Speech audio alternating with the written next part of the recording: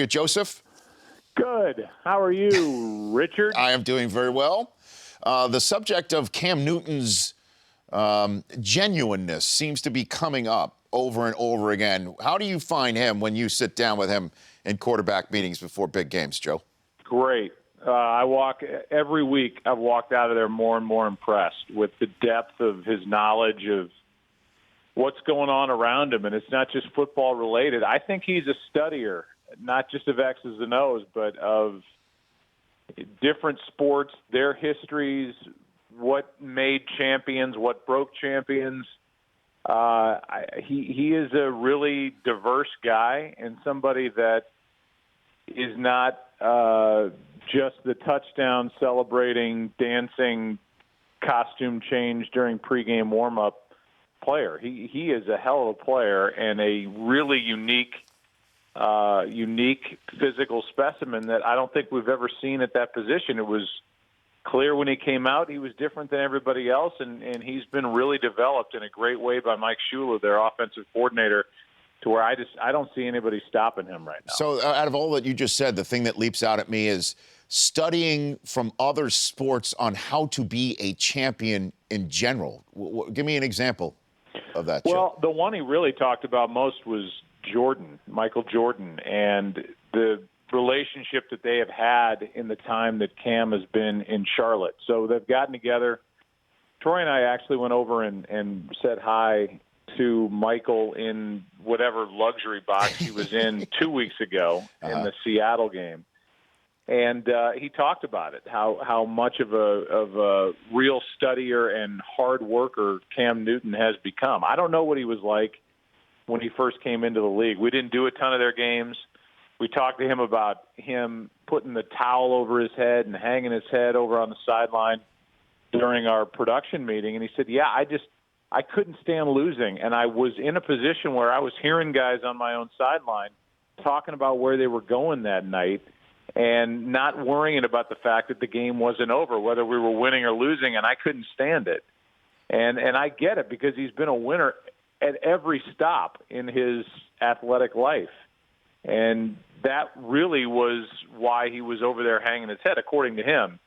That may be revisionist history, I don't know. But I do believe that, you know, he was aware of Michael Jordan and his rivalry with the Pistons back in the day with Isaiah, and how it took a while for Jordan to kind of get over the hump, and then it was Jordan's show. And that's how he felt about Russell Wilson, about Seattle. He got over that hump pretty easily, and now he, you know, was a part of a blowout against Arizona. And I have a feeling they're going to be really hard to handle for Denver in a week and a half. Yeah, Joe Buck joining me here on the Rich Eisen Show. Ron Rivera, I'm sure you've had many meetings with him.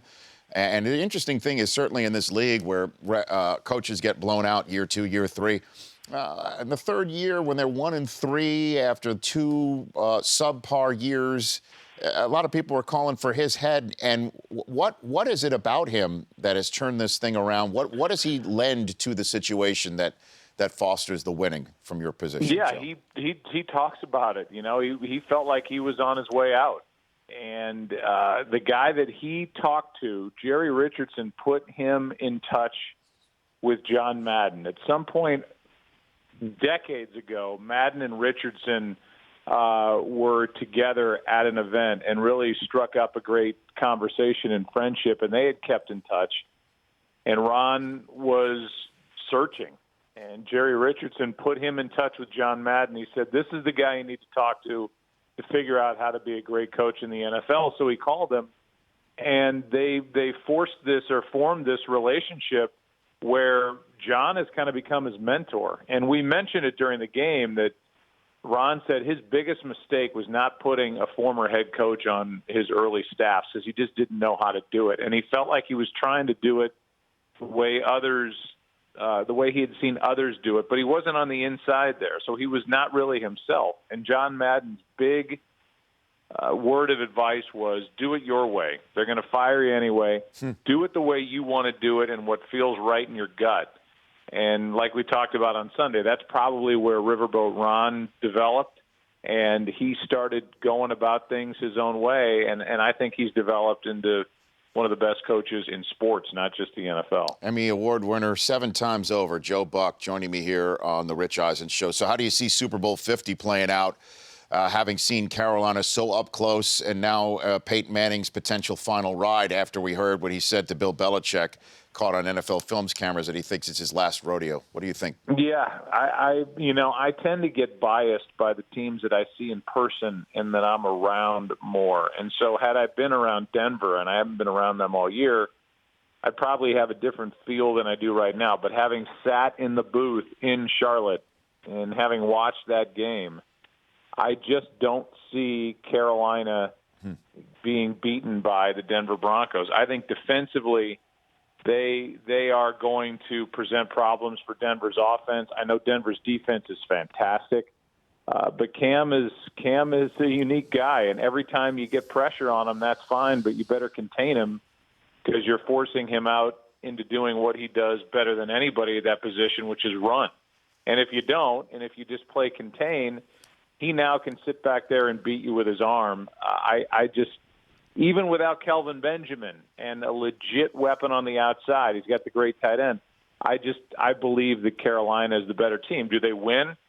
Who knows? I mean, that's why these games are so great. But I think going in, Carolina, between the two, is the team to beat. Joe Buck here on the Rich Eisen Show. You've called 4 Super Bowls, Joe, so I need your help here on the Rich Eisen Show. We've created some prop bets based on what we think is going to happen in the CBS broadcast that we're going to have our listeners and viewers sort of enjoy. Which are kind of funny that they really exist in Vegas, because I've gotten a list. I have a degenerate stats guy that sits next to me during games named Ed Svita, Philadelphia's own. And he will give me a list like, hey, what do you think? How many times do you think he'll say Deflategate? Ooh. How many times do you think he'll say Brett Favre? How many times?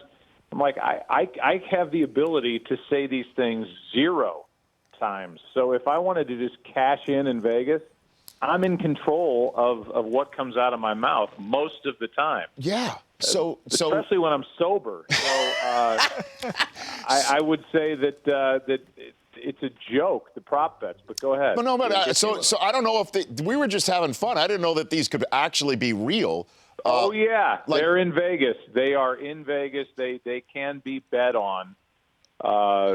Maybe not in the big houses, but there are kind of off-Broadway betting that you can do on how about what this the announcers say. Well, tell me if they sound real to you then. We have a prop bet. Number of times Jim Nantz says just the word friends, set at 2.5. What do you think, Joe? I would say at most it's 2. I'm going with the under. You go with, well, I mean, but it could count. I think it's 1, isn't it? Isn't that the great welcome, and then that's it? Well, it's 1. It's just the number of times he could just say, well, Ron Rivera is friends with John Madden. Yeah, for instance, right? So that's where we throw it in there. How about the number of Alcatraz Golden Gate Scenics set at 3.5?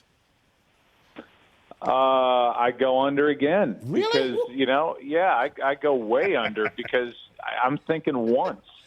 I'm thinking once because the game's in Santa Clara. So, if you want to make people mad around there, start saying San Francisco, San Francisco, San Francisco. The game's in Santa Clara. It's not in San Francisco. Yeah, but I mean, how many times have you called a game it's New Jersey, but you're still showing the skyline of New York, right?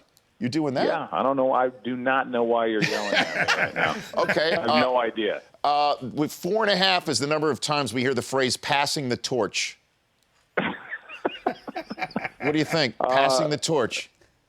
I don't know, man. I think if you're going to say that more than once, I think doesn't that set off an alarm in your head that I've used passing the torch twice. But there's sideline reporters. There's sideline report. It's not just Nance here at the wheel here. You know what I mean? It's an entire broadcast.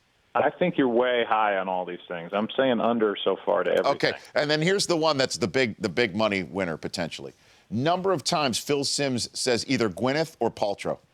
Set at 0.5. What do you think?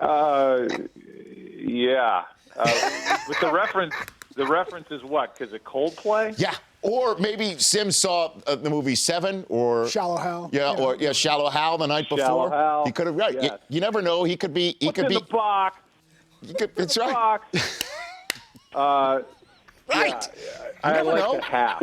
I like the half, and I don't know how you collect on that. Well- I guess that means 0, you win. If he just doesn't Says it say once, right. you lose. Yeah. Okay, I'm going to say.